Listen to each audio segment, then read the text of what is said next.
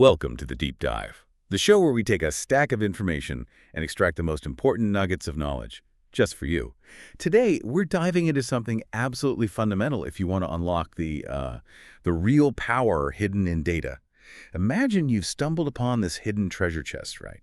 It's packed with gems, but, well, they're a mess. They're not polished, not sorted. Some are dirty, some bits are missing, others are just oddly shaped. Before you can actually build something amazing with them, you've got to clean them up, sort them out, make sure they're all there and, usable.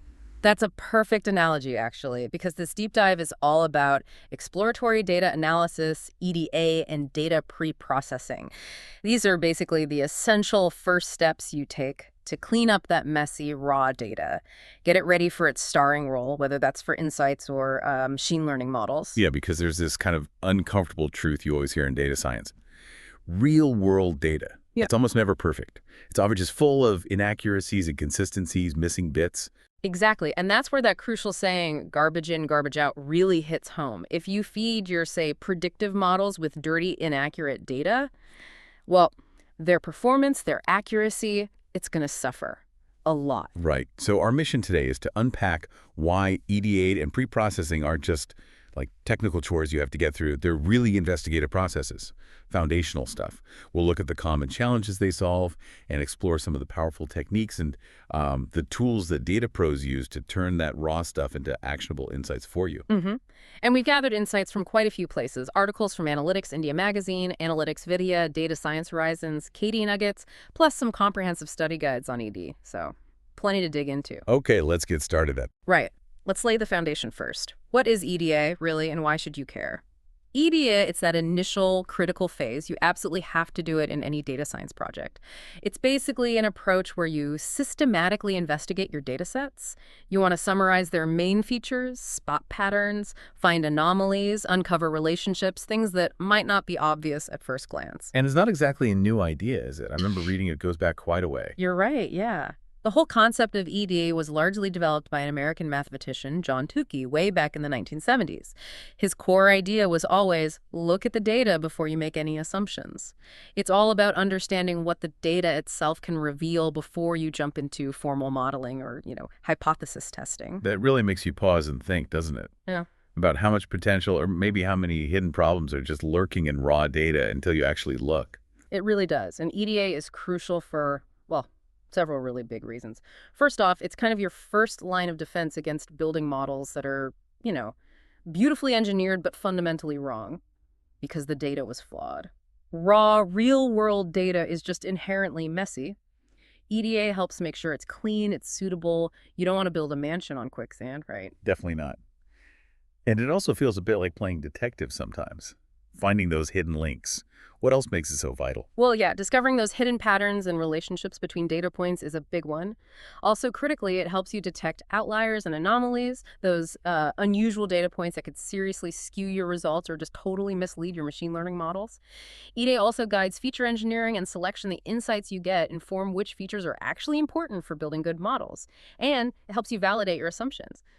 Check if the statistical techniques you were planning to use are even appropriate for the data you have. It's also probably worth just hammering home the time investment needed here. We hear that data cleaning and preprocessing, they often eat up this huge chunk of a data scientist's time. Sometimes, like 70–80% of their total effort? It's an astonishing figure, isn't it? But it really underscores that this isn't some minor preliminary step. It's the absolute bedrock of good data science. So, okay, what does that 70–80% actually look like in practice? Let's maybe unpack the core workflow a bit. And remember, this process, it isn't strictly linear. It's more of an iterative journey. You might find yourself revisiting earlier steps as you learn more. Right, so before you start fixing specific problems, you need to get a general sense of the data's health, yeah? Through that initial inspection, what are some of those very first steps you take to just get a feel for a new data set? Yeah, you start with the basics, checking things like the number of rows and columns, the shape of the data. What are the data types for each column? How many non-null values are there? Python's pandas library, for instance, has really simple commands like df.head to peek at the first few rows, df.info to get that column summary, and df.shape. These give you a quick glimpse of the structure, the dimensions, and maybe reveal some early warning signs. It's like a quick health checkup. I often find just running a quick descriptive statistics summary can tell you so much right away. like using df.describe. For you listening, what are some of the key red flags or maybe vital clues you're looking for when you run that initial summary? Oh, absolutely. That describe function is gold. When you compute those basic stats, mean median, standard deviation, quartiles, min, max, for your numerical columns, you're hunting for discrepancies. For instance, if the maximum value for a column is like wildly larger than the 75th percentile value, that's a huge red flag screaming potential outlier. Or Hmm. maybe an unexpectedly low mean for a column that seems like it should have higher values. That might point to a lot of zeros, or maybe missing data being coded as zero. These summaries give you really important clues about data quality right from the get-go. Okay, so let's dive into some of those common quality issues and how you fix them. First big one, missing values.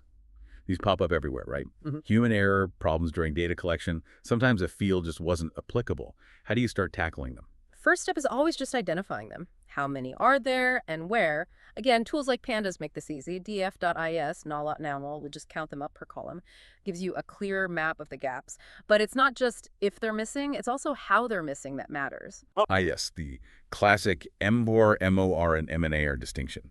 Can you maybe quickly break down why knowing the type of missingness is so important for deciding how to handle it? Right. So understanding if you're missing data is MR missing, completely at random, like totally random chance, say that coffee spill on a paper form, or MAR missing at random, meaning the missingness can be predicted from other variables you do have, like maybe people with lower reported education levels are more likely to skip the income question, or MR missing not at random. This is the tricky one, where the fact that the data is missing is itself informative. Think of a company maybe not reporting sales figures during a really bad quarter. Knowing which type you're dealing with is crucial because it guides your strategy. Can you safely delete the missing rows? Can you impute a value? Or do you need much more advanced techniques to avoid introducing bias into your analysis? Okay, so once you have a sense of the why, what are the general strategies? What do you actually do about the missing values? Well, you've got a few main options. Yeah. Deletion is one, just removing the rows or sometimes columns with missing data. But you have to be careful. It's really only advisable for MCR data and only if it's a really small percentage of your overall data. Otherwise, you risk throwing away valuable information. Right, you could lose a lot. So imputation is more common. Much more common, yeah. Imputation is basically substituting those missing values with estimated ones. And I guess there are different ways to estimate. Just plugging in the average probably isn't always the best move. You're absolutely right. The simplest methods are basic imputation, replacing nans with the mean, median, which is better if you have outliers, or mode for categorical data. Easy to do with Fill-A-Net and Pandas.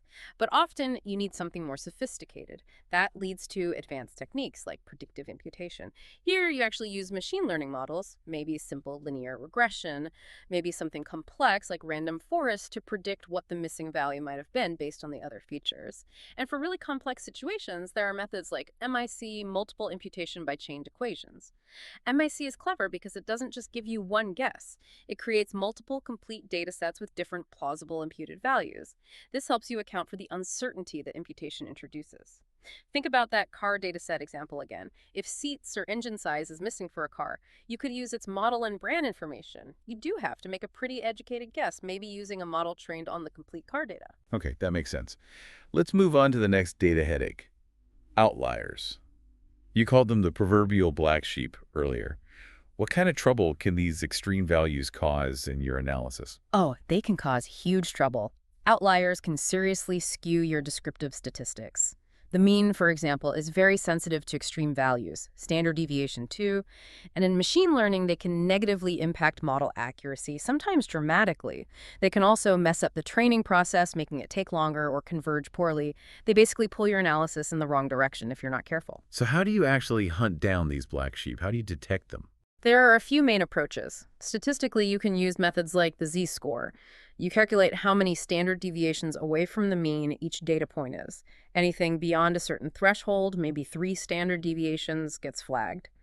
Another popular one is the interquartile range IQR method. You calculate the range between the 25th and 75th percentiles, and anything falling too far below the 25th or above the 75th, typically 1.5 times the IQR away, is considered a potential outlier. Visualization is also incredibly powerful here. Box plots are fantastic for showing outliers visually. Scatter plots, too, can reveal points that are far away from the main cluster. And for more complex high-dimensional data, you can even use specific machine learning algorithms, like isolation forests, which are designed specifically to detect anomalies. And once you've found them, and you mentioned handling them as more of an art than a science, Yeah. what are the options and why the careful judgment? Exactly. It really requires judgment. Your strategies range a bit. Sometimes deletion is appropriate if you're quite certain that outlier represents an error, like a typo in data entry. But you need to be cautious. Often, instead of deleting, you might transform the data. Applying something like a log transformation can compress the range of values, pulling extreme values closer to the rest. Another technique is winsorization, where you cap the extreme values, replacing them with, say, the 5th and 95th percentile values. Or you might choose to use machine learning models that are inherently less sensitive to outliers. Things like tree-based models, random forests, or support vector machines can sometimes handle them better than, say, linear regression. That art, not science part comes in because you need to use your domain knowledge and understanding of the data's context. Is that extreme value a mistake? Or is it a rare but real event that's actually important? Removing genuine extreme events could be just as bad as leaving errors in. It's a tricky balance. Okay, another common headache. Inconsistent formatting. Dates entered differently, weird casing, numbers stored as text. This seems like it could trip up analyses easily. It absolutely can. This often comes from human error, maybe different systems merging data, or just changes over time. The fix is usually about enforcing consistency. Converting data types is key, using functions like pd.toNumeric in pandas to make sure numbers are numbers, parsing dates into a standard datetime format. It sounds basic, but it's vital housekeeping. And finally, for this part, duplicates. Just repeated rows in the data. Why is getting rid of those important? It's crucial for a couple of reasons. First, duplicates can seriously bias your analysis. If you're counting things or calculating averages, having the same record multiple times will just give you the wrong answer. Think counting customers. If Jane Doe is in there 3 times, your customer count is off. Second, they add unnecessary computational overhead. Processing the same data multiple times wastes resources. Luckily, Pandas has straightforward functions like duplicated and drop duplicates to find and remove them pretty easily. Okay, so that covers a lot of the initial cleaning and fixing. But as you said, the data journey doesn't stop there.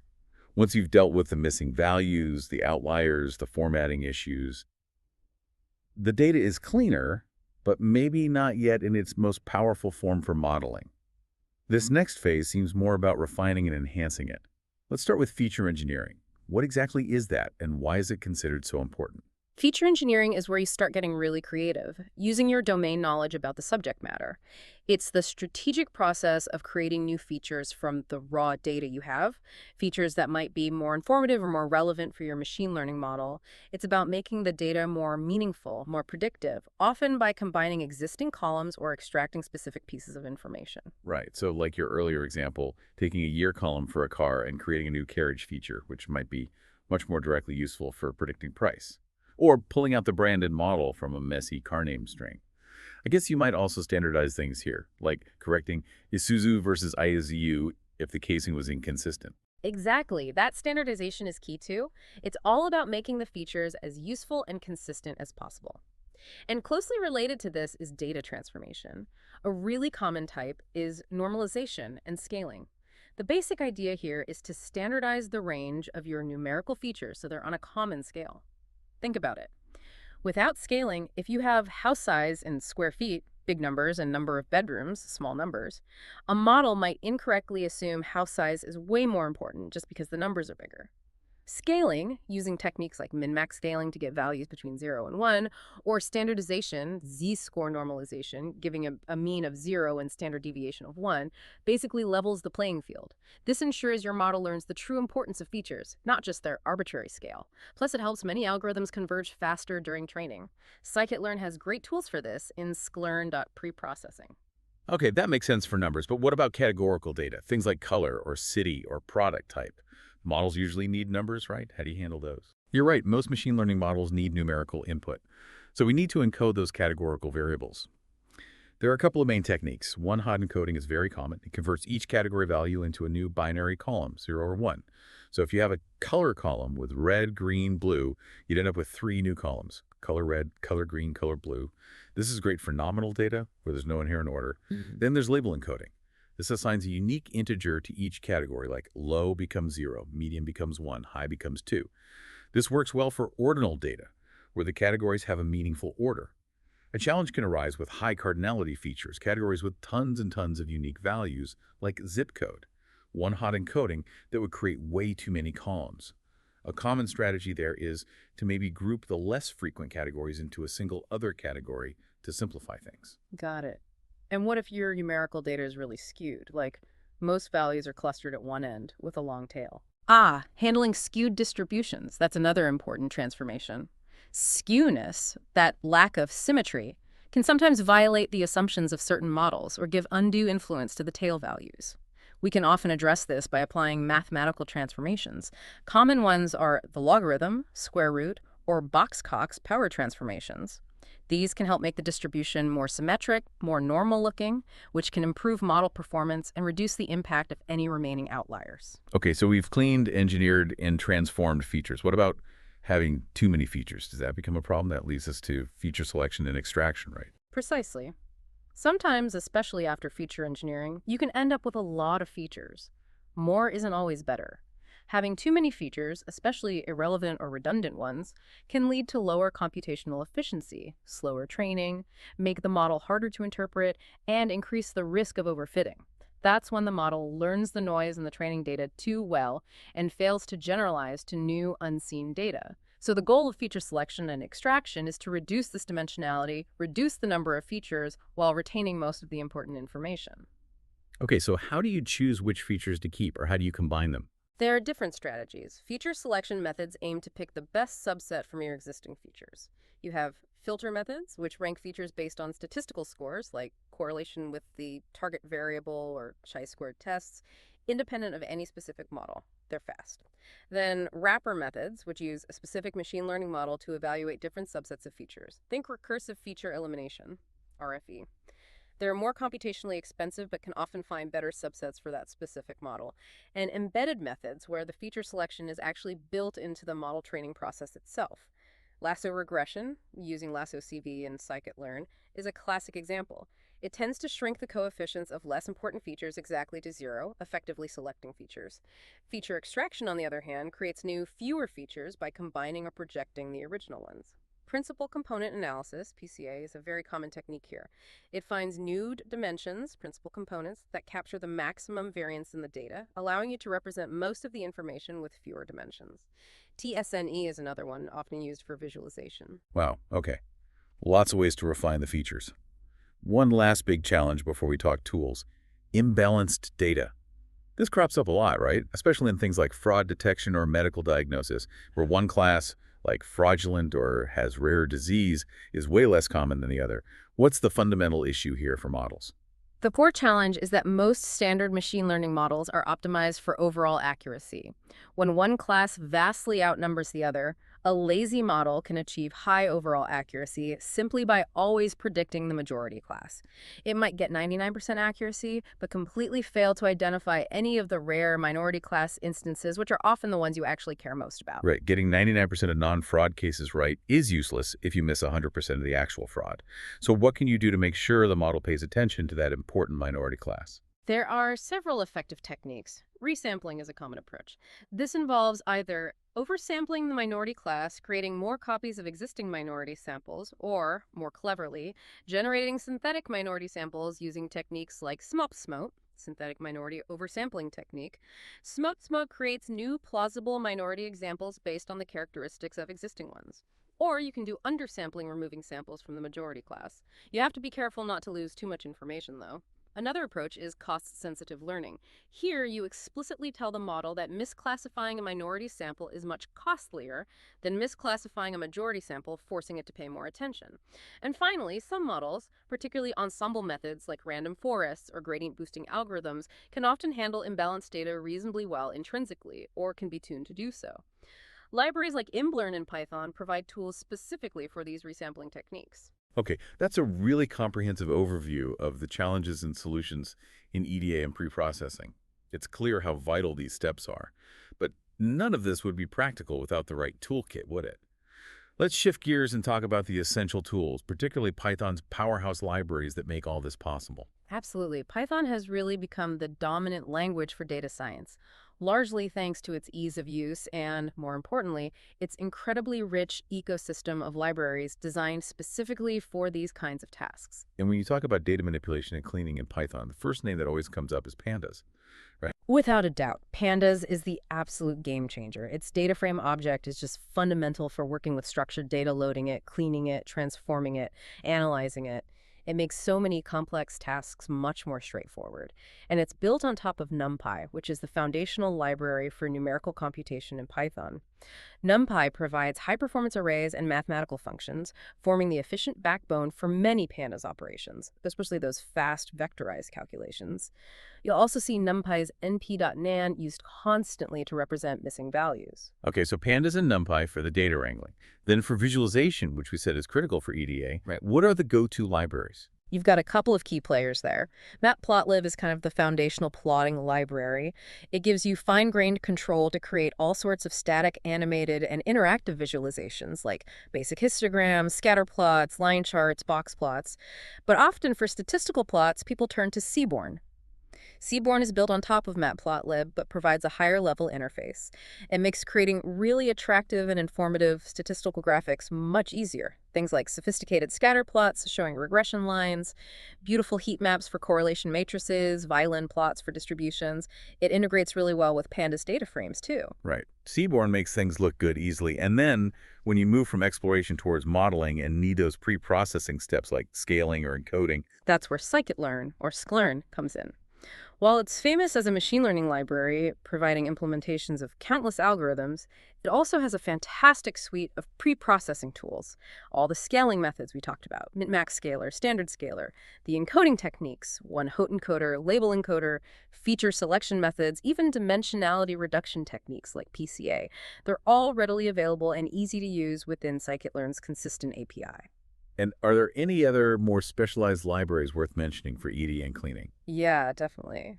For specifically visualizing missing data patterns, there's a neat little library called Missing No. It gives you visual tools like matrix plots and heat maps just to see where your nans are. We already mentioned imblearn for handling imbalanced data sets with techniques like SysMLA. And one area that's really taken off recently is automated EDA libraries. Yes, I've heard about those. Things like diadat profiling, which used to be pandas profiling, SuiteViz, AutoViz. How do they fit into the workflow, or are they replacing manual EDA? They're incredible time savers, especially for that initial overview. With just 1 or 2 lines of code, these libraries can automatically generate really comprehensive, often interactive HTML reports about your data set. They'll cover data types, missing values, distributions for each variable, correlations, potential outliers, duplicates, basically a huge chunk of the initial inspection and analysis. They don't replace the thinking and interpretation part of EDA or the more nuanced cleaning and feature engineering, but they give you a massive head start, a fantastic panoramic view of your data's health in minutes. That sounds incredibly useful. It really highlights, though, that even with automation, the art of visualization is still key. Choosing the right chart for the question you're asking. Like you said, histograms for distribution, scatter plots for relationships between two numbers, heat maps for correlations across many variables, bar charts for comparing categories. Picking the right visual tells the story most effectively. Absolutely. And speaking of interpretation, there's one final critical point we have to reiterate, something that trips up people constantly. Correlation does not imply causation. EDA, especially visualization, is great at revealing correlations, how two variables tend to move together. But just because ice cream sales and crime rates go up in the summer doesn't mean eating ice cream causes crime. There's a hidden variable, hot weather, influencing both. Diligent EDA helps you spot these relationships, but you always need critical thinking and often more rigorous methods to explore actual causal links. Visualization shows association, not necessarily cause. As such a crucial reminder. So wrapping this up, this whole exploration really underscores that EDA and data preprocessing, they aren't just mundane technical steps you tick off a list. They're truly investigative processes. They transform that raw, often messy data into a reliable, trustworthy foundation. Without it, your fancy models and analyses are built on shaky ground. It's where the real story hidden in the data often starts to reveal itself. Exactly. By mastering these techniques, you're not just, cleaning data. You're becoming part detective, part artist, part scientist. You're gaining the skills to unlock genuinely deep insights, even from the most complex and challenging data sets. So as you, our listener, continue on your own journey of data discovery, maybe think about this. What overlooked, messy data set out there might be holding the next great aha moment? What hidden treasure is just waiting for the right kind of curious mind armed with these techniques to clean it up and unpack its secrets? Where will your next deep dive take you?